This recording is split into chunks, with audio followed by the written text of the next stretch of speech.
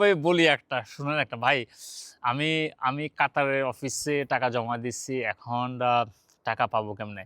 ভাই টাকা কেমনে নিবেন আপনি? আপনি তো জমা দিচ্ছেন যাওয়ার লাইগা। আপনি তো যাবেন। ঠিক আছে? আর আমাদের এখানে আমরা ডিপোজিট বেশি নিই না। মাত্র ১৫০০ দিরহামের মতো জমা দিছি। ১৫০০ দিরহাম দিয়ে মানুষ চিন্তা করতেছেন যে বাইরে এত তো অফিস-টফিস ক্লোজ করে ফেলাইছে মানে এটা ভাগে যাইতেছে।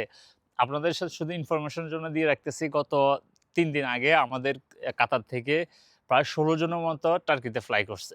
কাতার থেকে আমাদের এই আপনার মাল্টাতে আপনার ৪ জনের মতো ফ্লাই করছে জাস্ট রিসেন্টলি এরা। ঠিক আছে? এগুলো আমাদের অফিস ক্লোজ থাকা অবস্থায় গেছে। সৌদি আরবের থেকে আমাদের ৩-৪ জন ভিসা পাইয়ে বসে আছে সৌদি আরবে। এখনো ফ্লাই করে নাই। এরা আসতেছে ভেরি সুন। সবাই মাল্টার জন্য।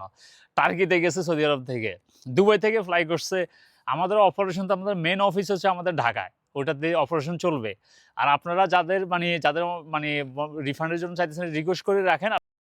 যারা আমাদের সাথে ডিল করছেন এরা অলরেডি জানেন যে আমরা কিভাবে কাজ করি। ঠিক আছে? সো লাকি থাকেন ইনশাআল্লাহ আপনার যখন টাইমে আসবে আপনার পারমিট যখন আসবে তখন আমাদের টিমে আপনাকে এমবাসি পর্যন্ত নিয়ে যাবে। কিভাবে আপনি জমা দিবেন সব ইনস্ট্রাকশন দিয়ে দিবে।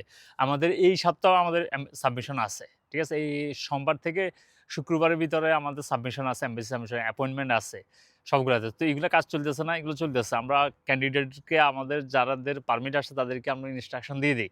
আর কালকে আমার লাইভ আছে ফেসবুকে ওখানে কানেক্ট হইয়েন। ওখানে আরো ধাপে সবকিছু আপনাদেরকে বুঝিয়ে দেওয়া হবে। ঠিক আছে? এগুলা